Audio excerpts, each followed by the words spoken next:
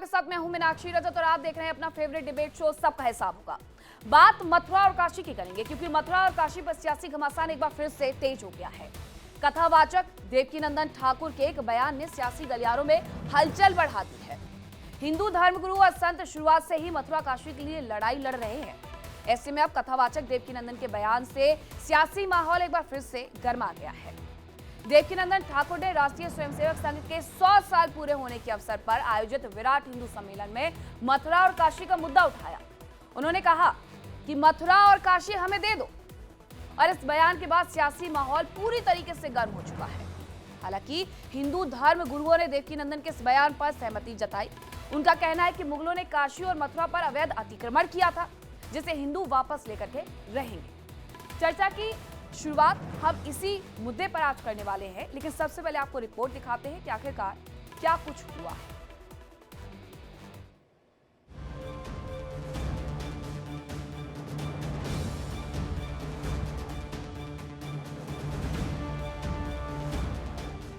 कथावाचक देवकीनंदन ठाकुर ने एक बार फिर मथुरा और काशी का मुद्दा उठाते हुए तीखा बयान दिया है।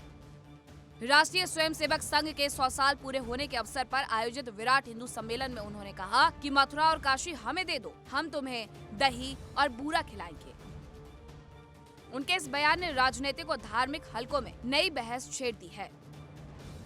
हम तो तुम्हारी सौगंध खा के कह रहे हैं मथुरा और काशी हमें दे दो, हम तुम्हें दही बूरा खिलाएंगे। हमारे यहाँ जब कोई अच्छी दावत होती है, हम लोग थोड़े से ब्रज के हैं ना, मतलब ठेठ ब्रज के हैं, तो हमारे यहाँ जब दावत करते हैं तो दही बूरे के बिना हम लोग दावत को, जैसे आजकल नहीं कहते कि बिना पिए नहीं, no this is not good party.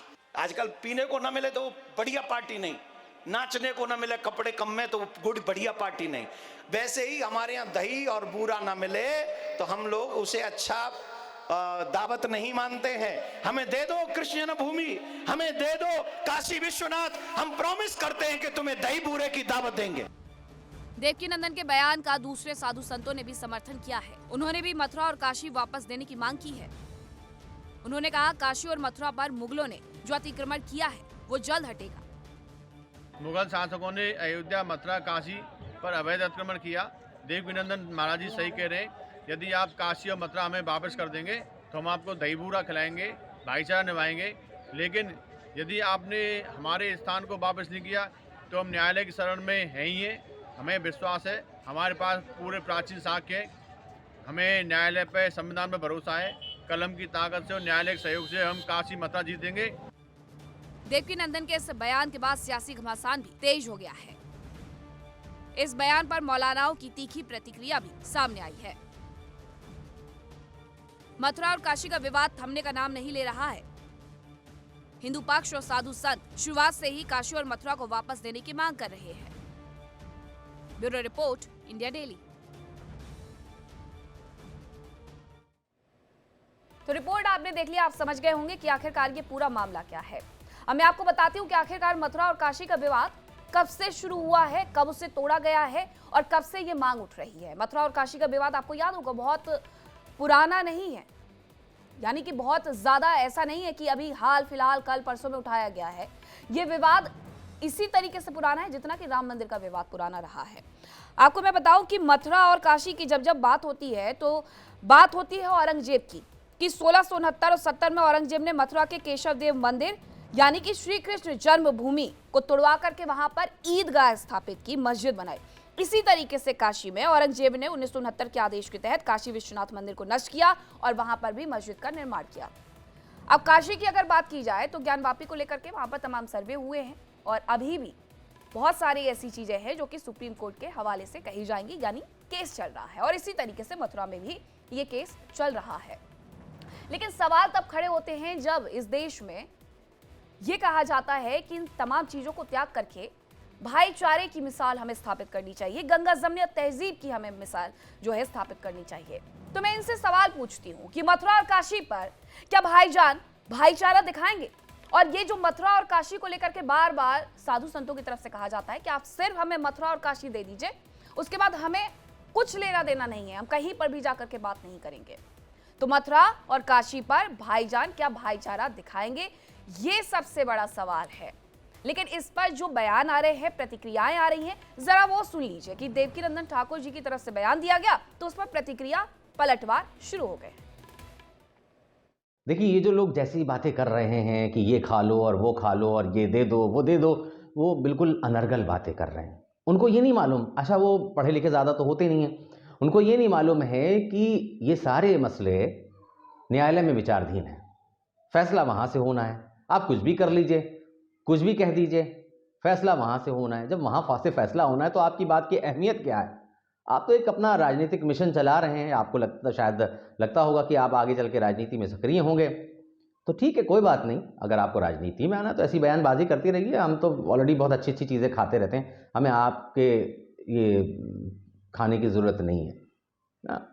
तो लिहाजा जो है, माहौल को कम्युनलाइज मत करिए। हिंदुस्तान में हिंदू मुसलमान सब अमन चैन से रह रहे हैं और तमाम हिंदू मुसलमान ऐसे कम्युनल लोगों की मुखालिफत करते हैं जो इस तरह की बातें करते हैं। तो मोहम्मद अतीक अहमद, जिन्हें आप सुन रहे थे, मुस्लिम स्कॉलर है, जिनका ये कहना है कि ये लोग पढ़े लिखे नहीं होते हैं, यानी कि हिंदू धर्म को, हिंदू शास्त्रों को, वेदों को, पुराणों को पढ़ने वाले लोग अनपढ़ होते हैं, सीधे सीधे, और ये बहुत अच्छा खाते हैं। और इसीलिए इनको लेकर के सवाल ये उठते हैं कि आखिरकार गौ मांस का सेवन क्यों किया जाता है। ये बहुत अच्छा खाते हैं, इसलिए इन्हें बूरे के सेवन से परहेज है। ये वही बात हो गई जिस तरीके से ये अभी कह रहे थे कि हमारे देश में सब कुछ अच्छा चल रहा है, गंगा जमुना तहजीब को हमें मानना चाहिए। लेकिन ये गंगा जमुना तहजीब की बात जब जब होती है और अगर इन सब के बीच में ये पूछ लिया जाए कि काशी कब मिलेगी, मथुरा कब मिलेगी, तो इन्हें आपत्ति हो जाती है। और होगी क्यों नहीं आपत्ति, क्योंकि इस देश में आधे से ज्यादा लोगों ने अपने बच्चों के नाम औरंगजेब, बाबर और हुमायूं के नाम पर रखे हुए हैं। तो इन्हें बिल्कुल भी इस बात से कोई परहेज नहीं है, कोई ऐतराज नहीं है कि इस देश में इन मुगल बादशाहों ने, इन मुगलों ने किस तरीके से तोड़फोड़ की, हिंदुओं के मंदिरों को किस तरीके से तोड़ा, वहां पर मस्जिदों को खड़ा किया। इन्हें सबसे कोई लेना देना नहीं है। इनके लिए जो कुछ भी था, ये मुगल आक्रांता ही थे। इनके ये बयान, इनकी ये सोच और इनके बच्चों के रखे गए ये नाम बताते हैं। कौन कौन से मेहमान मेरे साथ जुड़ रहे हैं, करवा देती हूँ आपका परिचय। डीपी शास्त्री हिंदू धर्मगुरु है, थोड़ी देर में हमारे साथ जुड़ेंगे। अजय गौतम हिंदू धर्मगुरु है, वो भी हमारे साथ जुड़ेंगे। इसके साथ ही अमीर शबीरी मुस्लिम स्कॉलर है, हमारे साथ जुड़ गए हैं। और मेहताब उस्मानी मुस्लिम स्कॉलर है, हमारे साथ जुड़ गए हैं। मुफ्ती शमून कासमी चेयरमैन है मदरसा बोर्ड उत्तराखंड के, वो भी हमारे साथ जुड़ेंगे। सबसे पहले मैं आप ही से पूछ रही हूँ, अमीर शबीरी, जरा ये बताइएगा कि इन मुद्दों पर भाईचारा कब दिखाया जाएगा। अमीर शबीरी, पहले तो अनम्यूट करिएगा, आपकी आवाज नहीं आ रही है।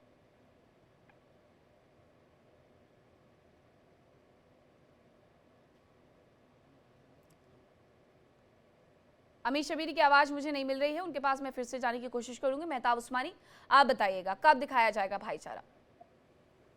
मैडम, मैं एक बात पूछना चाहता हूँ, क्या नाम है जिन्होंने अभी बयान दिया है? देवकीनंदन। हाँ, देवकीनंदन ठाकुर कौन है? देश के गृह मंत्री हैं, प्रधानमंत्री हैं, राष्ट्रपति हैं, मुख्यमंत्री हैं किसी स्टेट के। ये कौन है जो इनके बयान को आप इतना बढ़ा चला के बताते हो?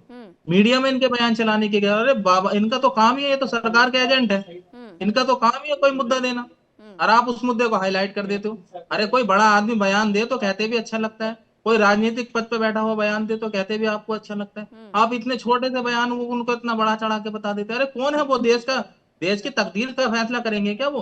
देश के 140 करोड़ लोगों की तकदीर का फैसला करेंगे? वो देश का विभाजन करना चाहते हैं, देश में दंगे कराना चाहते हैं ऐसे बयान दे दे के। अच्छा, जो काम कोर्ट का है, जो काम सरकारों का है, वो अब बाबा करने लगे। ये कैसा देश में नया सिस्टम चला? इनका थोड़ी है काम। उस्मानी, आपने सवाल पूछा था, मैं अब जवाब देती हूँ। मेहताब उस्मानी, अगर आपने इनके बयानों को सीरियस नहीं लिया और इसी तरीके से अगर सीएस हुमायूं कबीर के बयान को नहीं लिया जाता, तो हुमायूं कबीर भी आज कहीं पर और खड़े हुए नजर आते। लेकिन हुमायूं कबीर ने जो कहा वो कर रहे हैं, तो उनके बयान को भी हमें सीरियस नहीं लेना चाहिए था। रही बात देवकीनंदन ठाकुर की, तो आपके लिए वो कुछ हो ना हो, लेकिन हिंदू समाज में हिंदुओं के लिए, सनातनियों के लिए वो एक बड़ा स्थान रखते हैं। उन्होंने जो कहा है और उसे कहीं ना कहीं इस समाज के द्वारा एक्सेप्ट किया भी जाएगा। सुन लीजिए, बयान तो ऐसे ऐसे दे रहे हैं ना लोग। एक बिहार के वो नेता हैं, केंद्रीय मंत्री भी रह चुके, वो कहते हैं कि घर घर में सुअर पालो और मीट खाओ। तो उनसे पूछ लो, उन्होंने अपने घर में कितने सुअर पाले हुए हैं? उनसे ये पूछे कि कोई विशेष, अरे धर्म को बांटने की काम कर रहे हो आप देश में। नफरत, ऐसे लोगों को तो सीधे जेल डालना चाहिए। मंदिर मांगना कब से नफरत की बात हो गई? अगर देश में इस तरीके का माहौल ये बना रहे हैं, मंदिर मांगना कब से नफरत की बात हो गई? क्या किया आप ये उन्होंने? बताइए, मंदिर ही तो जो मांगा, देश में उन्होंने ऐसा कहा। माहौल है तो उन्होंने क्या तो कहा करना है? कि फिर मुझसे ये कहा जाएगा कि मैं हिंदू मुसलमान करता हूँ। मैं तो सीधे ये कह रहा हूँ कि आप हमें काशी और मथुरा दे दीजिए, हम क्यों कह आपको रहे हैं? पूरा खिलाएंगे, आपको घी इनको खिलाएंगे। अधिकार किसने दिया कहने का? हाँ। किसने दिया इनको अधिकार कहने का? हम्म। क्यों कह रहे हैं? मैं तो यही सवाल पूछ रहा हूँ कि इनको अधिकार किसने दिया? सरकार ने बोला कि आप सरकार के एजेंट हो, आप बोलो इस बात को। हम्म। किसने दिया अधिकार? इनको इतनी परेशानी है तो कोर्ट में चल तो रहा मामला। कोर्ट डिसाइड करेगा क्या करना है क्या नहीं करना है। ये कौन है कहने वाले अच्छा। कि हमें चाहिए? और क्यों दे दें? हम्म। सवाल ये भी तो हम क्यों दे दें? कल को सवाल आज वही ये है कल कि आप मस्जिद, क्यों देंगे? एक मिनट, हाँ। आज मस्जिद मांग रहे हैं, कल हाँ। हमारा घर मांगे, परसों कहेंगे देश भी दे दो हमें, हमें बाहर निकाल देंगे। ये तो इनकी जुबान का भरोसा थोड़ी कर सकते हैं हम। ये तो कुछ भी बोल सकते हैं। तो हमें ऐसे लोगों की बातों का खंडन करना चाहिए और ऐसे लोगों को हाईलाइट भी नहीं करना चाहिए मीडिया में। इनकी बात इन तक ही सीमित रहनी नहीं, चाहिए। वो हम देख लेंगे, हमें किसको हाईलाइट करना है, हमें कौन सी खबर उठानी है, वो आप तय मत करिए।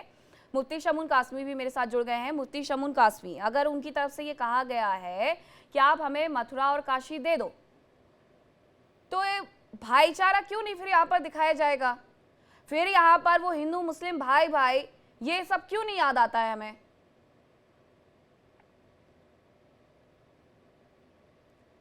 मुफ्ती साहब, आपकी आवाज नहीं आ रही है, अनम्यूट करिए। ऐसा मीनाक्षी जी, जी। पूरी दुनिया, पूरा ब्रह्मांड एक ही ईश्वर, एक ही रचयिता ने इसकी रचना रची है। दूध और खून के रिश्ते हैं समस्त मानव जाति के। और आज 2014 के बाद जो देश के अंदर एक ऐसी सरकार आई है जो सबको साथ लेके चल रही है, देश ग्रोथ कर रहा है। देश के प्रधानमंत्री श्री नरेंद्र मोदी जी बगैर किसी भेदभाव के हिंदू, मुसलमान, सिख, ईसाई सबको यकसा तौर से आगे बढ़ा रहे हैं। और मैं अगर उत्तराखंड देवभूमि की बात करूं तो हमारे उत्तराखंड राज्य के माननीय मुख्यमंत्री पुष्कर सिंह धामी जी, उन्होंने बहुत गुणवत्तापूर्ण काम किए हैं। 27,000 से ज्यादा नौकरियां दी हैं। और अभी जो उपनल में नौकरी कर रहे थे हमारे प्रदेश के लोग, उनकी सैलरी बढ़ाने के बाद हजारों लोगों को फायदा पहुंचाया है। तो इस तरह के काम सरकार कार्य कर रही है। और मैं तो पहले भी जब बाबरी मस्जिद का मामला था उस वक्त भी ये कहा था कि संवाद तो रहना चाहिए और संवाद से ही मसाइल हल होते हैं। बात यह है कि हम लोगों को ये कोशिश करनी चाहिए कि इस वक्त जो सरकार काम कर रही है वो जोड़ने का काम कर रही है। मुसलमानों को 60 साल से मेन स्ट्रीम से जुदा किया और वोट बैंक बनाया।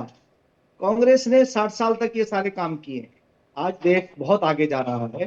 देवकी नंदन जी एक बड़े विद्वान हैं, मैं तो उनका बड़ा सम्मान करता हूं। और हमेशा जब कभी आमने सामने होते हैं तो एक दूसरे को बहुत सराहता भी है। मैं यही कहूंगा इस मौके पर कि संवाद तो बनना चाहिए और संवाद से मसाइल हल होने चाहिए, मगर कोई भी ऐसा काम नहीं होना चाहिए कि जिससे आज पूरी दुनिया में जिस तरह से जो हालात बन रहे हैं और देश की जो सरकार है, हमारी जो सरकार है, वो बहुत ही यानी संवेदनशीलता के साथ उन तमाम मसाइल को देख रही है।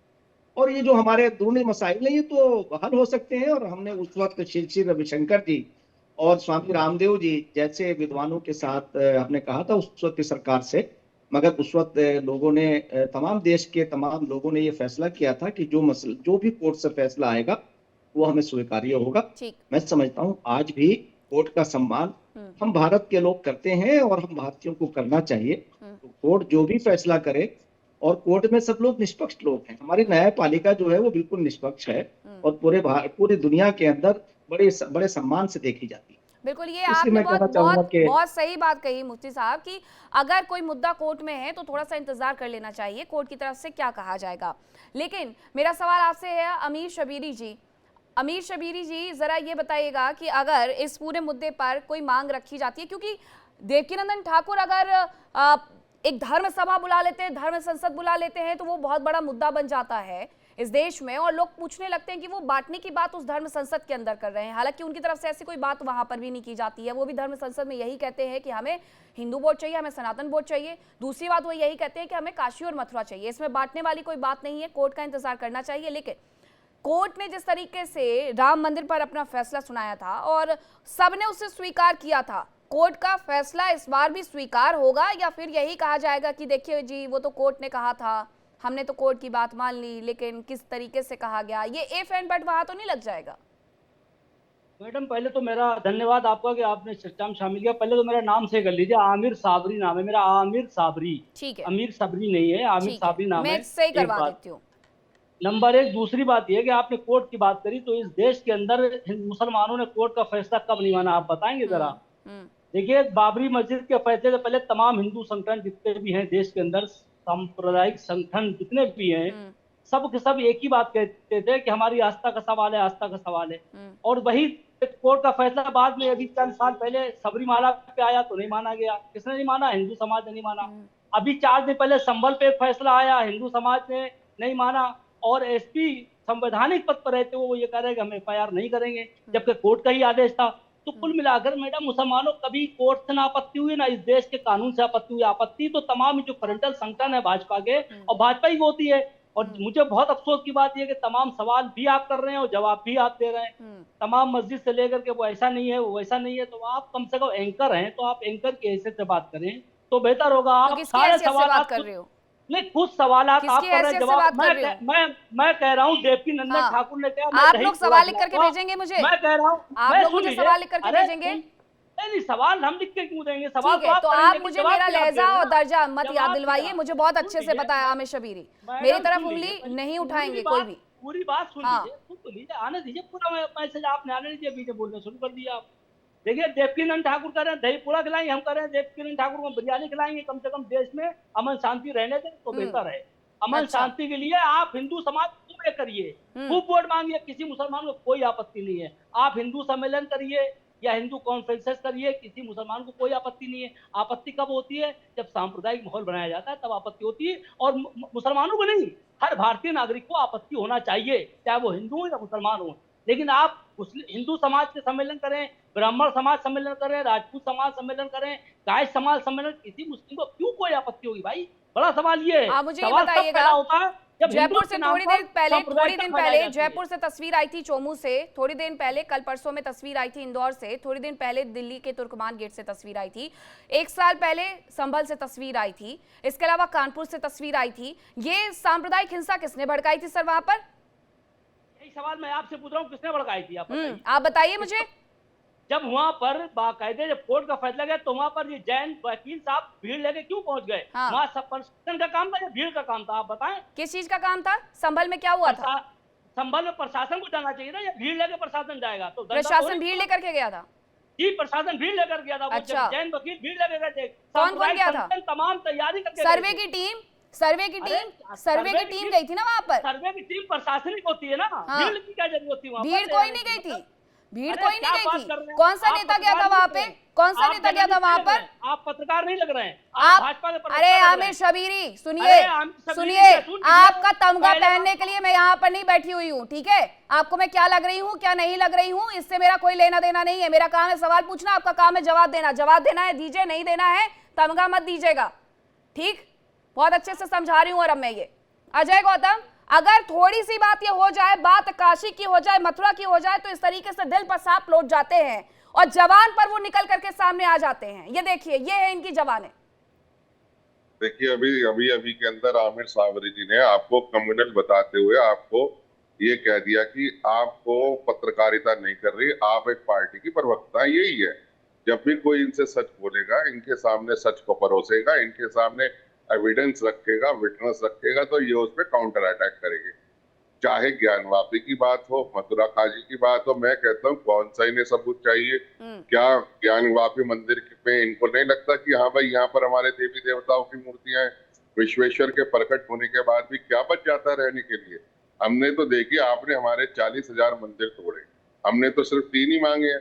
अगर हम 40,000 मांगने में आ जाएंगे तो आपका क्या हाल होगा? ये तो इनको सोचना चाहिए। हम तो बड़े प्यार से कहते हैं कि देखिए, हम सब लोग आपस में इस देश के निवासी हैं, भाईचारे से रहते हैं, भाईचारे से रहना चाहते हैं, लेकिन कहीं ना कहीं तो आप उसकी मर्यादा को रखेंगे, और उसकी मर्यादा तभी रखी जा सकती है जब आप हमारी बात माने। हमने तो यही कहा कि 30-40 हजार के बदले में 3 दे दीजिए, हम छोड़ देते हैं बाकी के सब, लेकिन ये लोग नहीं है तैयार। अब जो भोजशाला है जहां पर कल हाई कोर्ट ने बसंत पंचमी के साथ साथ में नमाज पढ़ने की इजाजत दी, तो बसंत पंचमी की पूजा क्यों दी धार के अंदर? क्योंकि वहां पता है वहां पर 64 योगिनियों का मूर्ति है, वहां शुरू से पूजा होती आई है। इस देश के अंदर जब मुगल आए, जब ये लुटेरे आए, चोर उचक्के राजा आए जो अपने आप को बाबर, हुमायूं ये जैसे लुटेरे बताते थे, क्या हिंदुस्तान में जगह की कमी तो थी नहीं? फिर इन्होंने क्यों हमारे हिंदू मंदिरों के साथ भिड़ा भिड़ा के, सटा सटा के, चिपका चिपका के अपनी गैर कानूनी मस्जिदों को तामील क्यों किया? सिर्फ और सिर्फ इनकी भावना यही थी कि हमें जैसे तैसे करके हिंदुओं को नीचा दिखाना है, हमें हिंदुओं को और हमें हिंदुओं की पूजा पद्धति को खराब करना है, हमें हिंदुओं की जो संस्कृति है उसको नष्ट करना है, क्योंकि यही चीज इनको पढ़ाई जाती है, यही इनकी संस्कृति है और यही इनकी तबीयत है। अगर ऐसा नहीं होता तो राम मंदिर के पास में अयोध्या में बहुत सारी जमीन पड़ी हुई थी, कहीं भी मस्जिद बनाई जा सकती थी, लेकिन अयोध्या के अंदर रामलला के मंदिर को तोड़कर ही क्यों उसके ऊपर डोम लगाए गए? काशी विश्वनाथ में जो ज्ञान व्यापी है उसी को कुछ तो सच बोल लीजिए, इतिहास पढ़िए, अरे महाराज देखिए, अगर आपके बुजुर्गों ने, महाराज इतिहास पढ़िए, अगर आपने जजिया दे दिया होता, जिन मुगलों ने हिंदुस्तान को हिंदुस्तान बनाया, जिन मुगलों ने अरे आपको अरे आप बताओ जिन मुगलों ने आपको मुसलमान बनाया उनकी तारीफ कर रहे हो? अरे जिन्होंने आपको मुसलमान बनाया उनकी तारीफ कर रहे हो? आज जिन्होंने जजिया दिया उनकी तारीफ कर रहे हो? जिन्होंने तीर्थ यात्रा महसूस दिया उनकी तारीफ कर रहे हो? आपके बुजुर्गों ने अगर तीर्थ यात्रा आमिर साबरी, आपकी सोच पर इस देश के मुसलमानों को ही हैरानी होगी। आमिर साबरी, आपकी सोच पर इस देश के मुसलमानों को ही हैरानी होगी कि मुगलों ने हिंदुस्तान को बनाया। अरे सर, जरा पढ़ना लिखना शुरू करिए। अच्छा लगता है इस उम्र में मैं आपको ये सब कुछ बोलूं? आमिर साबरी, मुसलमानों ने, और सीधे मैं कहती हूं ये मुगलों ने भारत को बनाया, मुगलों ने हिंदुस्तान को बनाया। ये पढ़ा सर आपने? अंग्रेजों को क्यों नहीं कह रही मैडम आप? जो लूट के ले गए, अरे बताइए, लूट के ले गया, अरे कौन लूट के ले गया? आप एक का नाम बता दीजिए। चलिए हटाइए, मेरा सवाल आपसे है, क्या एक का नाम बताए, कौन मुगल बादशाह लूट कर ले गया? वो बताइए उसका नाम। कौन सा मुगल बादशाह लूट करके तो तब ले जाएगा ना जब भारत से उसका पीछा छूटता, भारत से उसका ये छूट जाता सपना कि हम सोने की चिड़िया को और कितना लूट सकते हैं। ये सपना अगर टूट जाता तो फिर छूट जाते यहाँ से। यहाँ पर रह करके यहीं के लोगों को लूट करके यहीं पर बनाया है, तो ये गुमान में मत रहिएगा कि भारत को किसी मुगल ने बनाया है। ये अपना आप ज्ञान करेक्ट करके आइएगा अगली बार से। डीपी शास्त्री जी, इस देश में ना तो मुगलों को पहले हमने अपनाया ना आज हम अपनाते हैं। ये समाज के लोग भले ही उनका नाम औरंगजेब, बाबर और ये हुमायूं कबीर रखते रहे, लेकिन हमने ना अपनाया और ना हम अपना पाएंगे। सीधी सी बात। देखिए, हसरी प्रवृत्ति के संसार में कुछ लोग हैं जिनके काम है नेशनल चैनल पे बैठ के इस तरह का बात बोलना। अपने विचार को शुद्ध रखें और अपनी वाणी में एक समरसता रखें, और आप नेशनल चैनल पे बोल रहे हैं, सब्जेक्ट चाहे कोई भी हो, ऐसे बात बोले जो मन को किसी को दुख ना लगे, कष्ट ना लगे। ऐसे वाणी बोलिए मन की आपाक होए। तो ऐसे तो बोलना नहीं इनको। इनके होने के पहले से भारत है और सनातन है, आज से नहीं, अनादिकाल से। सतयुग, त्रेता, द्वापर, कलयुग, हमारे यहाँ वर्षों से लाखों में युग की आयु है, व्यक्ति की आयु है, ग्रह की आयु है, ज्योतिष में गणना किया गया है। 18 पुराण में 4 लाख मंत्र है। इनमें क्या है? इनमें कुछ नहीं है। हमारे यहाँ एकाचमे, त्रिचमे, पंचचमे, सप्तचमे, नवचमे, द्वादशचमे, त्रयोदशचमे, पंचशचमे वेद में मंत्र है, रुद्राष्टधाई में मंत्र है। हमारे यहाँ संख्या की गणित है। हमारे यहाँ क्या नहीं है? काशी, मथुरा, हम जो चर्चा करने के लिए बैठे हैं, भगवान शिव की नगरी, राम की नगरी, कृष्ण की नगरी, नदियों की परंपरा। हम पर्वत के पूजा करते हैं, पेड़ पौधे के पूजा करते हैं। सावन से लेके आज माघ के महीना की हम चर्चा करें तो सावन में भोले बाबा का पूजा करते हैं, और माघ महीने में बसंत पंचमी पूजे हैं, दुर्गा के पूजन कर रहे हैं, नवदा भक्ति कर रहे हैं। हम तक शांति के प्रतीक है सनातन के लोग और भारत के लोग। ये शांति के प्रतीक नहीं है। ये तो घर में भी आग लगाना है, समाज में आग लगाना है, सोसाइटी में आग लगाना है। इनको ऐसे काम करना है जिससे शांति ना हो, अशांति बना रहे। इसीलिए इनका काम जो है मीडिया में, चैनलों में, मैं तो इनको जो है घोर निंदा करता हूं। अब ब्राह्मण समाज के तरफ से भी ये कभी भी इनको बता दूं कि कभी भी डिबेट में आए तो कम से कम पत्रकार बंधु हो, चाहे हमारी बहनें हैं चाहे भाई हैं, उनके लिए समरसता या समाज के लिए समरसता बोले, पार्टी से तोले नहीं और व्यक्ति से ना तोले। बीजेपी और कांग्रेस के लोग हम नहीं हैं, चाहे पत्रकार नहीं है कि आप इस तरह की बात बोलोगे हम लोग के लिए और पत्रकार के लिए। जी मैडम। ठीक है मुफ्ती साहब, कल भी हमने देखा था, कल भी मैं इस बात पर डिबेट भी कर रही थी कि इंदौर में जो हुआ था वो बहुत अच्छा नहीं हुआ है, और उसके बाद बहुत सारी तस्वीरें हमने तुर्कमान गेट की भी दिखाई थी। आप भी मेरे साथ इस डिबेट में यहीं स्टूडियो में मौजूद थे। तुर्कमान गेट पर जो हुआ, किस तरीके से बौखलाया गया, बरगलाया गया, उसके बाद वहां पर लोगों का हुजूम जोड़ा गया। संभल में जो हुआ, 10 जगह पर मैं उदाहरण आपको दे सकती हूँ। और आप अगर ये कहे कोई कि आप हमें सिर्फ मथुरा और काशी दे दीजिए, विवाद है ये, ठीक है, पूरे मामले पे अभी भी सुनवाई चल रही है, तो उसमें आप ये बताने बैठ जाते हैं कि हिंदुस्तान जो है वो मुगलों ने बनाया है। मतलब ये मेरा नया ज्ञान आज मुझे मिला है। हाँ देखिए मीनाक्षी जी, दरअसल मैं समझ नहीं पा रहा हूँ कि कांग्रेस ने यहाँ 60 साल राज किया, उसके बाद सेकुलरिज्म के नाम पर तथाकथित सेकुलर पार्टियों ने किया, समाजवादी हो, बसपा हो या अन्य दल। इनसे कोई पूछिए कि देश के अंदर उस जमाने के अंदर इतने दंगे और फसाद होते थे कि इतने शहर नहीं है, गिनते गिनते थक जाएंगे आप। आज भारतीय जनता पार्टी की सरकार दंगा मुक्त है। 50 से ज्यादा बच्चे यूपीएससी क्लियर कर रहे हैं, नीट में आ रहे हैं, अच्छे रोजगार से जुड़ रहे हैं। सरकार बगैर किसी भेदभाव के तमाम योजनाओं के अंदर शामिल कर रही है। और फिर अगर ये ऐसा कहते हैं तो मैं ये समझता हूं कि ऐसे लोगों को थोड़ा सोचना चाहिए और इतिहास को पढ़ना चाहिए। ईंट और गारे के मस्जिद और मंदिर तो बना सकते हैं, मगर किसी इंसान को आप नहीं पैदा कर सकते। तो इसलिए मैं समझता हूं कि अगर मैं इस्लाम का एक छात्र होने के नाते ये बात मैं कह सकता हूं कि ये इस्लाम की सीख नहीं है कि किसी के ऊपर आक्रमण करें, किसी के आस्था के ऊपर आप कमेंट करें। स्वयं हजरत मोहम्मद साहब ने अपने संगतियों से कहा कि तुम दूसरों का सम्मान करना ताकि वो तुम्हारों का सम्मान करें। यानी तुम दूसरे के धर्म के ऊपर को क्रिटिसाइज करोगे तो वो आपके को करेंगे, तुम किसी के माँ बाप को गाली दोगे तो वो तुम्हारों को देंगे।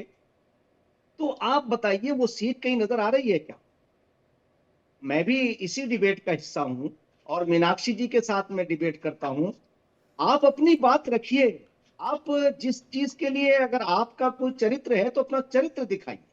तो आज मैं देश भर के मुसलमानों से कहूंगा कि आप ये देखिए कि आपके हाथ में कलम होने चाहिए, सवाल मेरा आपसे है पत्थर कि किसने आप ये थमाए हैं? बताइए, इस देश में किस मुसलमान ने हिंदू देवी देवताओं के खिलाफ अपमानजनक या मतलब दुष्प्रचार किया या उनके किसी ग्रंथ के ऊपर कोई टिप्पणी करी, अभद्र टिप्पणी करी? आप जरा उसका किसी मौलवी का, किसी मुसलमान का नाम बता दीजिए जरा, या कोई मुफ्ती रहा हो बता दीजिए कि किसी आपने जो कहा ना, प्रॉफिट मोहम्मद सल्लल्लाहु अलैहि वसल्लम ने ऐसा कहा। बेशक प्रॉफिट मोहम्मद सल्लल्लाहु अलैहि वसल्लम ने ये कहा किसी को मुझसे, मेरी जुबान से, मेरे किरदार से किसी को तकलीफ ना पहुंचे, बेशक, नो डाउट, मैं स्वीकार करता हूं। लेकिन इस देश के अंदर किसी मुसलमान मौलवी ने या मुसलमान ने या मुफ्ती ने किसी हिंदू देवी देवताओं के खिलाफ अभद्र टिप्पणी की हो या उनके ग्रंथों पर टिप्पणी की हो, जबकि उल्टे इस देश के अंदर तमाम मुसलमान प्रॉफिट मोहम्मद सल्लल्लाहु अलैहि वसल्लम से लेकर के तमाम महापुरुषों के खिलाफ अभद्र टिप्पणियां की जाती रही हैं और हो रही हैं, और उनके जो ग्रंथ हैं धार्मिक मुसलमानों को, उन पर टिप्पणी होती रही है। अभी 2-4 साल के अंदर कम से कम 200 ऐसे लोग, जो तमाम नेता, जो छुड़भैया नेता हैं, वो अपने को बड़ा बनाने के लिए इस तरीके की हरकतें करते हैं और चर्चा में आ जाते हैं। मुफ्ती साहब, मैं आपसे सवाल कर रहा हूँ कि आप बताएं जरा सा। अब 1 मिनट सुनिए। अब आपसे मैं अभी आपने बैठे आप ना इस्लामिक स्कॉलर है ना मौलवी, आपने जो बात कही और मैं भी बोल रहा हूं, मैं भी बात कर रहा हूं, मीनाक्षी जी की बात मैं भी समझ रहा हूं, मैं भी उसी धर्म को मानता हूं जिसे आप मानते। मुझे ये बताइए, मुफ्ती साहब, कुरान ने तो कहा है या की प्रवक्ता बन गई। नहीं, मेरे तरफ सुन लीजिए, अरे सुन एक लीजिए, मिनट सुन लीजिए जो कहना चाह रहा हूं। अच्छा कहिए। अच्छा बोलो, आप ये बात ठीक नहीं है, बोलिए भाई, बात सुन लो पूरी जो मैं कहना चाह रहा हूँ। कहिए, मैं खामोश हो गया। नहीं, मैं तो सुन खामोश हो लीजिए गया, आप मुफ्ती कहिए, मुफ्ती साहब बोलिए। मैं आप पे क्रिटिसाइज नहीं कर रहा हूं, मैं तो एक नहीं, मैसेज ये बताना चाहता हूं कि जो लोग आज आप देखिए मस्जिदों का, मैं उत्तराखंड राज्य के अंदर एज ए मदरसा बोर्ड के अध्यक्ष के, वहां जो मदरसे अनवैलिड थे, वैध नहीं थे, उनके ऊपर कार्रवाई हुई, वो बंद हुए। जिन मज़ारों पर, ऐसी जगहों पर मज़ार बनाए गए कि जो सरकारी जमीन है या आपकी पर्सनल नहीं है, तो उस पे क्यों आप मज़ार बना रहे हैं? अब अगर वहां के मुख्यमंत्री जी पुष्कर सिंह धामी जी उन पे कार्रवाई करते हैं, तो आप कहते हैं साहब ये तो मज़ार तोड़ रहे हैं। अच्छा, फिर दूसरे एक और बात आपसे कहना चाहता हूं कि उन मज़ारों की कमेटियों में या उनके पुजारियों में, या जो मस्जिदें हैं, जैसे अभी अभी तुर्कमान गेट का आया, तुर्कमान गेट के बारे में जो पता चला और सोशल मीडिया पे मुसलमानों ने ही बताया, वहां की कमेटी ने बैंक्वेट हॉल बना दिया, जिसके सामने एक गार्डन हो सकता था, उस खाली जगह में उन्होंने बैंक्वेट हॉल बनाया, फिर एक डिस्पेंसरी बना दी। तो क्या, और उन कमेटियों में दबंग लोग हैं। आपको मैं बता दूं कि ईमानदारी के साथ जिस दिन आप इस्लाम को फॉलो करने लगेंगे, सब लोग आपकी इज्जत करेंगे। इसलिए कह रहा हूं मैं कि इस्लाम ये कहता है कि सबकी इज्जत करो, सनातन धर्म भी ये कहता है। दुनिया का पहला ग्रंथ वेद है और अंतिम वाणी कुरान है। आप दोनों को पढ़ के तो देखिए, और इस भाषाओं का तो अंतर है, उस मालिक के एक होने का कोई अंतर नहीं। और जिन शासकों ने, एक मिनट, बस एक मिनट में पूरी कर रहा हूं बात, ठहरिए, जिन शासकों ने यहाँ, क्या मंदिर पर आक्रमण करना, इतनी जगह पड़ी हुई थी भारत के अंदर, उसी जगह पे आपको मस्जिद बनाना जरूरी था कि जो हिंदू बाहुल्य एरिया हो? आप बताइए कि अयोध्या में कितने मुसलमान रहते हैं और कितने किलोमीटर दूर थी वो मस्जिद? और इसी तरह से अगर आप, मैं मथुरा की, उसे भी मैं इसलिए नहीं कह रहा हूं, ये फैसला कोर्ट में है, मेरा ये कहने का मुझे अधिकार नहीं है, मगर मैं ये कह रहा हूं कि इन सारी बातों से ज्यादा आपको स्कूल और कॉलेजों की जरूरत है।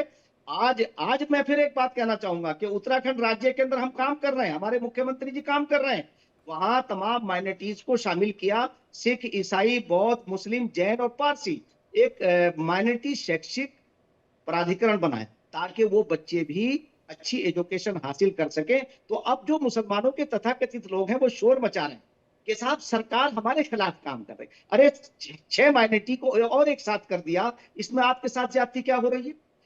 बस आपको अब गुणवत्तापूर्ण एजुकेशन पढ़ानी पड़ेगी, ये सरकार चाहती है। हमारे माननीय मुख्यमंत्री पुष्कर सिंह धामी जी और हमारे प्रधानमंत्री नरेंद्र मोदी जी, वो चाहते हैं मुसलमानों के एक हाथ साहब, ये सब कुछ समझने के लिए ये भी तो मानना पड़ेगा कि हिंदुस्तान कितना पुराना है, मुगलों का बसाया हुआ नहीं है, पहले यही तो मान लें। अब मैं जरा आपसे ये पूछती हूँ मेहताब उस्मानी कि आखिरकार मथुरा और काशी से दिक्कत किसे है और मुगलों से इतना प्यार किसे है? मैडम आप मुझे बोलने देना, जितना टाइम आपने इन दोनों लोगों को दिया उतना मुझे भी देना। बोलिए। ठीक है, आप सबसे पहला सवाल मेरा, मौलाना साहब जो बैठे हैं इनसे ये पूछिए कि गिरिराज सिंह ने जो बयान दिया है सुअर खाने का, क्या उसके घर जाकर बैठ के खाओगे उसकी थाली में सुअर? पूछो, क्या सुअर पालोगे अपने घर में? पूछो इनसे। तो ये बांटने वाली बात कर रहे हैं, नहीं बताइए, ये बांटने वाली बात है या नहीं? और दूसरी बात, ये आप कानून की बात कर रहे थे अभी, कोर्ट के, अभी कोर्ट का फैसला है, संभल में क्यों नहीं एफआईआर रजिस्टर करी? एक एसपी कहता है कि मैं करूंगा नहीं एफआईआर। अरे तुम्हें खाने के लिए कहा गया? आप खाओगे गिरिराज सिंह के साथ बैठ के? खालोगे? आपने खंडन करा उसकी बात का? ऐसे कट्टरवादी सोच के लोगों की बात का आपने खंडन करा एक बार भी? आपने करा एक बार भी? आपने 600 मजार तुड़वा दी बैठ के, 1 घंटे में अवैध कर दिया आपने। आपने उत्तराखंड के हालात देखे? आप उत्तराखंड में टोपी लगा के नहीं घूम सकते, आप तो सरकार के एजेंट हैं इसलिए बैठे हो। आप टोपी लगा के नहीं घूम सकते उत्तराखंड में। उन्होंने कहा कि जो दाढ़ी टोपी वाला दिखे उसे मार दो। कैसी बात करते हो आप? बीच में मैं आपके बीच में नहीं बोला, पहले मेरी बात का जवाब देना। मेरी बात का जवाब देना आप मेरी बात का जवाब दो ना, आप बीच में मत बोलो। आप मुझे एक बात बताइए, आप किस आधार पे उसकी बात का समर्थन करोगे? ऐसे कट्टरवादी आदमी की कर लोगे आप समर्थन? आप कहते हो कि सही कर रहे हैं साहब, कैसे सही कर रहे हैं? कैसे सही कर रहे हैं वो? मुझे ये बताइए आप कैसे सही कर रहे हैं? ये धर्म को बांटने की बात है। मैं इस्लाम की बात कर रहा हूँ, तुम्हारी बात नहीं कर रहा हूँ, तुम्हारे जैसे लोगों की बात नहीं कर रहा हूँ। मैं आप दो धर्मों की बांटने की बात कर रहा हूँ। मैं इस्लाम को पेश कर रहा हूँ, जो जानने वाले हैं वो जानेंगे। आप गिरिराज सिंह के बयान पे सहमत हो? मेहताब उस्मानी, आपको मथुरा और काशी से दिक्कत है? मेहताब उस्मानी, आपको मथुरा और काशी से दिक्कत है? मेहताब उस्मानी, आपको मथुरा और देना काशी कि से दिक्कत अभी है? अभी मौलाना साहब सुन लीजिए, मथुरा मौलाना और साहब कह रहे काशी थे, से मेहताब उस्मानी को दिक्कत है, मुगलों से अरे ज्यादा सुन लीजिए प्रेम है। मैडम, पूरी बात तो सुनो आप सवाल मेरी। का जवाब दीजिए सर। जवाब दे रहा हूँ ना, डिरेल दिक्कत करने है की वही तो कोशिश बता रहा मत हूँ, क्या कीजिए। दिक्कत है। आप ये डिरेल दिक्कत करेंगे क्या है वो और सुन आपसे लीजिए, सवाल ही पूछे जाएंगे। मेहताब दिक्कत क्या उस्मानी है ये वो मत सुन करिए। लीजिए, मेहताब दिक्कत उस्मानी क्या है वो सवाल का सुन जवाब लीजिए। दीजिए, मथुरा और काशी से दिक्कत जवाब है? दे रहा हूँ ना, आप सुनोगे बोलिए, जब तो आप बीच बोलिए, में बोलने बोलिए, लगते हो। बोलिए, दिक्कत बोलिए। दिक्कत क्या है सुन लीजिए। हाँ। दिक्कत ये है, एक पहले बाबरी दे दी, हम्म। कोर्ट का फैसला मान लिया, आपने नहीं दी अब है। कहते हो सुन लीजिए पहले मैडम, सुन लीजिए। अब मथुरा काशी के लिए कहते हैं आप, क्या बड़ा दिल हिंदुओं के अंदर नहीं होता क्या? क्या मुस्लिमों में बड़ा दिल होता है? अरे 600 साल हमसे से बड़े आप दिल बना की बात करके करते हो, बैठे आप तो क्यों नहीं हैं बड़ा ना। दिल दिखाते? और हाँ। दूसरी एक मिनट मैडम, आप पूरी तो होने दे दिया करो प्लीज। बोलिए, बोलिए। आप कहते हो कि इन पे मंदिरों पे अटैक किया, तोड़े। पूछिए मौलाना साहब खड़े उस वक्त जब वो तोड़ रहे थे, या देवकिनंदन ठाकुर खड़े हुए थे जब वो तोड़ रहे थे? आप अपन अभी अभी देखो, हाल फिलहाल की घटना बता रहा हूँ। एक साहब ने 700 साल पुरानी तस्वीर दिखा दी कैमरे से खींची हुई, कि ये अजमेर दरगाह के नीचे मंदिर था। 700 साल पुराने वो कैमरा कौन लेके आया था भाई, उनसे पूछ। तो ये पाखंड फैलाया जा रहा है बिना मतलब का। ये अच्छा। कुछ नहीं है, सिर्फ एक राजनीति मतलब स्टंट है मथुरा और और कुछ नहीं। काशी, मथुरा और काशी, आचार्य अरुण कृष्ण, मथुरा और काशी पाखंड है। ये पाखंड है अगर मथुरा और काशी की बात कर दी जाए, लेकिन मुगलों से इतना प्यार है कि मुगलों ने ही भारत को बसाया है। देखो, ये मुगलों से प्यार मुसलमानों का ऐसा है जैसे कोई बलात्कारी को अपना पिता मान ले। हमारा तो अंग्रेजों से भी प्यार नहीं है। बलात्कारी कोई अपना पिता हमने तो मान ले, अंग्रेजों की भी बलात्कारी कोई बुरी नहीं अपना करी। अब्बू मान ले, वो हालन का। दूसरी बात, ये हमने कितने तो झूठे अंग्रेजों का भी मक्कार साथ है। नहीं दिया। एक मिनट में तुम्हारे बीच नहीं बोला, चुप रहो। अगर ऐसे बोलोगे तो बोलने दूंगा नहीं। अभी मेरी बारी है, जब आपकी बारी आएगी बोलना। बोलो बोलो अभी ये इतने झूठे हैं मेहताब, इन्होंने क्या किसका रोना रोते? मजारों का। जबकि कुरान स्पष्ट शब्दों में कहता है कि कोई भी स्ट्रक्चर कुरान में और इस्लाम में हराम है। लेकिन ये इतने झूठे हैं, इतने पाखंडी हैं, झूठे। आपने कब पढ़ा है?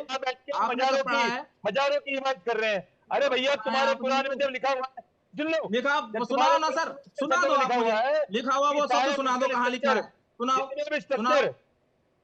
तुम्हारे खोलो, कहाँ लिखा है? सुनाओ। कुरान की सूरह नंबर 9 पढ़ के सुनाओ, पढ़ के सुनाओ, उसका तर्जुमा भी सुनाना, तर्जुमा भी सुनाओ। सहीह बुखारी 25 में अल्लाह खुद ही कह रहा है, अल्लाह खुद ही सहीह बुखारी में कह रहा है कि अल्लाह के सिवा कोई और चीज मानोगे तो उसके साथ संघर्ष करो, उसको मारो। क्या क्या क्या दोबारा पढ़ना, जरा दोबारा बताना, दोबारा बताओ। आवाज नहीं आ रही है एक तो आपकी। आचार्य अरुण कृष्ण, आराम से बोलिए, थोड़ा कैमरे से दूर होकर के बैठिए, तब आपकी आवाज आएगी। अब मेरी आवाज आ रही है जी? अब आप सही सुन रहे हैं जी? हाँ, आवाज आ रही है। सहीह बुखारी 25, उसमें स्पष्ट शब्दों में कहा गया है। देख लो, इशारा कर लो, पूछ लो, देख लेना बाद में। सहीह बुखारी के अंदर स्पष्ट शब्दों में लिखा हुआ है। मेरा फोन दिखाना जरा। मतलब मेरे ये समझ नहीं आता शब्दों में लिखा हुआ है बाबा जी के हमने कुरान पढ़ी, हमने वो चीजें नहीं पढ़ ली, आपने कैसे पढ़ ली? तुम यहाँ पर बैठ के हमने तो पूरी पढ़ी, हमें तो वो चीजें नजर नहीं आई, आपको कैसे आ गई? जहन्नुम की आग में जलोगे, अल्लाह तुम्हें जहन्नुम की आग में जलाएगा यदि बुत परस्ती को सपोर्ट करोगे। ये सब बनाई हुई और ढोंगी बातें हैं, इन पे मैं विश्वास नहीं करता। तुम लोग ये ढोंग है, सब बनाई हुई बातें हैं आपकी। बुत परस्ती को फेमस करते, जहन्नुम की आग में जलाएगा। ये बनाई हुई बातें हैं, ढोंग है सर। दूसरी बात, ये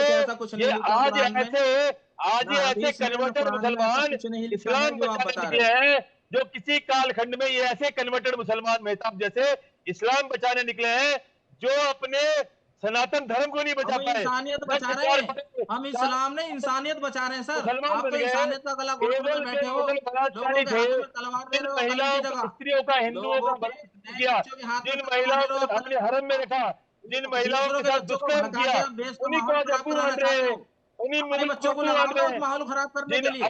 दूसरों के बच्चों को तो लगाते हो, मुगलों को अब्बू मान रहे हैं, माहौल खराब कराने के लिए अपने बच्चों को तैयार है। मेहताब उस्मानी, अगर देश की इतनी फिक्र है, मेहताब उस्मानी, अगर देश की इतनी फिक्र है तो फिर छोड़ दीजिए, कब्जा छोड़ दीजिए। फिर आप क्यों कर रखा है वहां पर? आमिर साबरी, बताइए, मथुरा, काशी, अयोध्या में मस्जिद आखिरकार जरूरत क्यों है?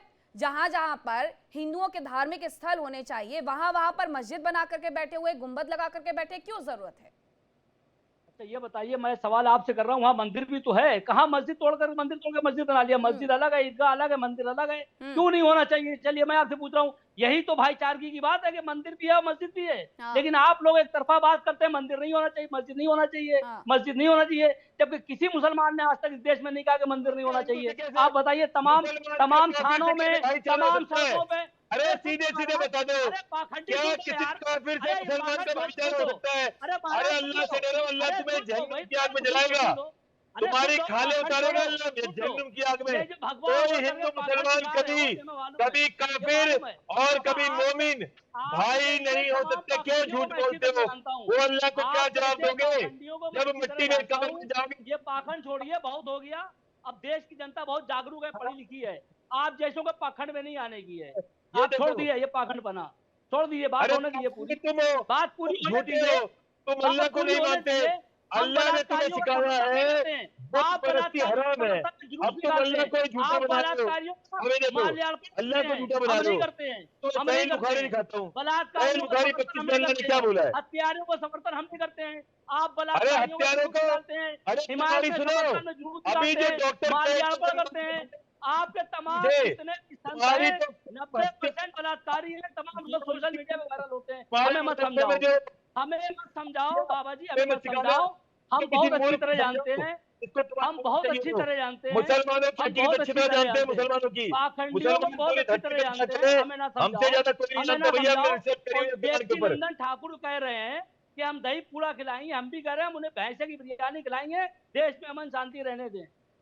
अरे भैया तुम खाओ सुअर की बिरयानी, तुम ही खाओ, तुम खाओ सुअर की बिरयानी, तुम सुअर की बिरयानी खाओ, तुम्हारे कुरान में लिखा हुआ, तुम्हारी किताब में लिखा हुआ है कि किसी परिस्थिति के अंदर खा सकते हो सुअर का सुअर की बिरयानी। मतलब है यार? क्योंकि जैसे तुम काफिरों को हिंदू बना, जैसे तुम काफिरों से भैया तुम अल्लाह को मानते कहो, अरे भाई तुम अल्लाह को मानते कहो, सुअर का गू खाओ, हम तुम अल्लाह को मानते कहो नहीं तुम, अरे देश में शांति से रहो, रहने तो रहो, अल्लाह तुम्हें क्या जन्नत में दिक्कत है यार? शांति से रहो ना, तुम्हें शांति पसंद ही नहीं, तुम्हें शांति नियोग द्वारा पैदा, शांति का पसंद होगी? तो जो लोग नियोग द्वारा पैदा होते हैं शांति पसंद नहीं होती, हम जानते हैं अच्छी तरह से। आचार्य अरुण कृष्ण, आप थोड़ा सा पीछे बैठिए अपने कैमरे के पास से और थोड़ा आराम से बोलिए, क्योंकि ये आवाज आपकी बिल्कुल नहीं आ रही है। मैं जरा आमिर साबरी से ये पूछ लेती हूँ कि किसी मंदिर प्रांगण से नमाज पढ़ी जा सकती है, मुझे ये बता दीजिए।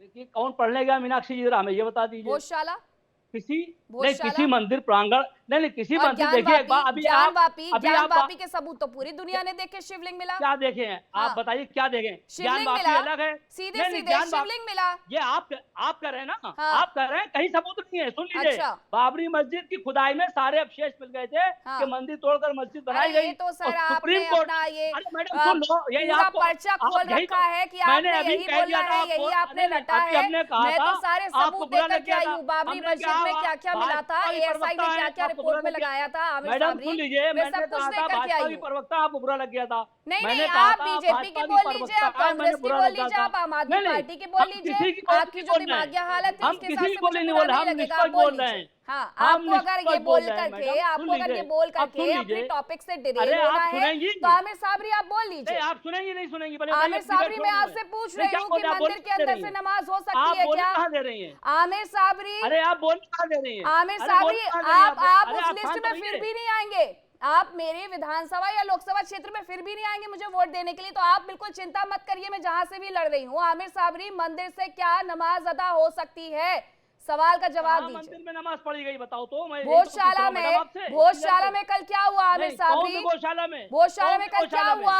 वहाँ पर पूजा पाठ चल रहा है और उसके बाद नमाज भी अदा करनी है। सुन लीजिए, ये सरकार द्वारा सब प्रायोजित सब पाखंड है। अच्छा। सरकार द्वारा प्रायोजित। अच्छा। जैसे लुलु मॉल में नमाज पढ़ी गई थी, लुलु मॉल में आपको याद है, लखनऊ में लुलु मॉल में, और नमाज पढ़ी गई, बाद में सब क्लियर हुआ कि ये सब प्रायोजित था। तो आप ये सब छोड़ दीजिए, आप ये बताइए बाबरी मस्जिद के खुदाई में सारे क्या कोर्ट ने नहीं कहा कि पूरे दिन वहाँ पर पूजा होगी और उसके बाद 1 बजे से 3 बजे तक नमाज होगी? ये सब कुछ प्रायोजित है आमिर साबरी, ये सब कुछ प्रायोजित है। आमिर साबरी, क्या कल भोजशाला से नमाज अदा नहीं की गई थी? क्यों की गई फिर प्रांगण से नमाज अदा? सरकार द्वारा प्रायोजित है, सरकार द्वारा नहीं, कोर्ट ने कल कहा, कोर्ट के बाद जाकर के वहां पर आप लोगों ने नमाज अदा की। बताइए नमाज अदा हुई या नहीं हुई है? भोजशाला से कल नमाज अदा हुई है 1 से 3 के बीच में या नहीं हुई है, ये बताइए। लुलु मॉल में नमाज अदा हुई थी कि नहीं? आमिर साबरी भोजशाला पर आइए ना, आमिर साबरी भोजशाला पर आइए ना, भोजशाला पर आइए ना। ये भी तो कहा जाता है कि वहां पर अल्लाह की इबादत नहीं हो सकती है जिस जगह पर प्रांगण में पूजा होती है, लेकिन आप तो वहां पर भी चले गए। अब ये धार्मिक टकराव आपको नहीं नजर आएगा, आपको लुलु मॉल नजर आ रहा है, तो लुलु मॉल में पढ़ी गई। और मैं आपको बताऊं कहां पर पढ़ी गई, बताऊं मैं आपको और कहां पर पढ़ी गई थी? बेंगलुरु में पढ़ी गई थी, इंटरनेशनल एयरपोर्ट पर पढ़ी गई थी। आप लोगों का काम हो गया है, जहां पर भी आपको खाली जगह नजर आए वहां पर आप बैठ जाते हैं। क्या दिखा रहे हैं आचार्य अरुण कृष्ण? मैं दिखा रहा हूं, देखिए ये मुफ्ती कासमी जी क्योंकि कट्टरता छोड़ के, नफरत घृणा छोड़ के काफिरों से सामाजिक कल्याण की बात करते हैं, तो उनको ये मुर्तद कहते हैं, उनको ये बिकाऊ कहते हैं।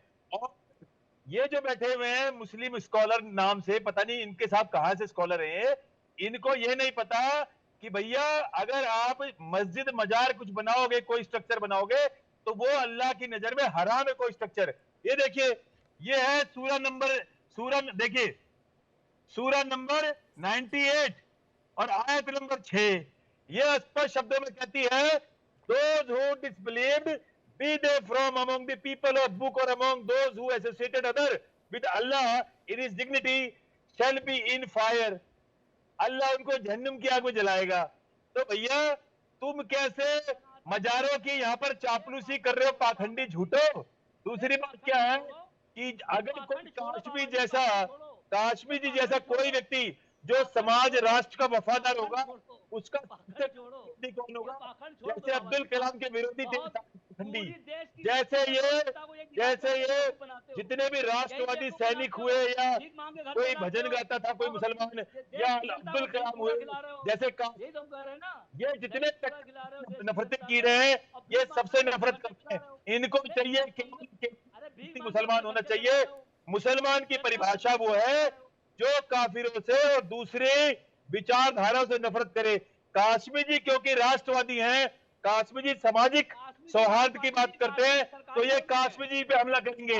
अरे मिल गए ये जो दो मिनिस्टर झूठे, अगर इनको अवसर मिलेगा तो मुझसे पहले काश्मीर जी को मारेंगे, जैसे मुसलमान बंगाल में मार रहे हैं, जैसे मुसलमान अफगानिस्तान में मार रहे हैं, जैसे मुसलमान बंगाल में मार रहे हैं, पाकिस्तान में मार रहे हैं। क्योंकि इनकी नजर में जो काफिर होना है वो अल्लाह की नजर में सबसे बड़ा गुनाह है। अब काश्मीर जी क्योंकि समाज की बात करते हैं, काश्मीर जी राष्ट्र की बात करते हैं, काश्मीर जी सम्मान करते हैं कानून का, संविधान का, तो इसलिए काश्मीर जी इन कट्टरपंथियों की नजर में गुनाह है। काश्मीर जी इसलिए आधे से पैनल जो है वो अंतरिक्ष से आकर के बैठे हुए हैं, जो कह रहे हैं कि उत्तराखंड में आप टोपी लगा करके नहीं घूम सकते हैं, ये अंतरिक्ष से आए हुए हैं। तो मुझे तो ये लगता नहीं कि इसी धरती से हैं, जिन्हें ये तक नहीं पता है कि कहां पर टोपी पहनकर जा सकते हैं और कहां पर नहीं जा सकते हैं। इस देश में अगर मेहताब उस्मानी, इस देश में अगर लोगों को इतनी भी इजाजत ना हो कि वो टोपी लगा करके निकल सके, तो फिर मथुरा क्या हो, काशी क्या है, फिर आप वहां पर कैसे बैठे हुए हैं? देश में घूम के देखो, आपको पता चलेगा क्या माहौल चल रहा है। अच्छा, तो आप निकलिए, आप निकलते क्यों नहीं है सर? आप इसी डर से बैठे हुए हैं क्या, बिना टोपी और दाढ़ी के? लोग कुछ और समझने लगेंगे इनको। बाबा जी से कहो बार बार अल्लाह का नाम ना ले, वरना पता चला धर्म से निकाल दे इनको। अच्छा, तो इनको समझाओ इस बात को। बाबा जी बार बार मत बोलो अल्लाह अल्लाह, वरना लोग कुछ और समझने लगेंगे आपको, जिनको भाई देखो, हम तो आपसे कहने रहे बोलने के लिए, आप बार बार खुद ही बोल रहे हैं। आप बार बार अल्लाह अल्लाह, हम क्या करवा रटा हुआ अल्लाह अल्लाह। इस बहाने से आपने कुरान में खानदान के किया, उन्हीं को तुमने अब्बू मान लिया।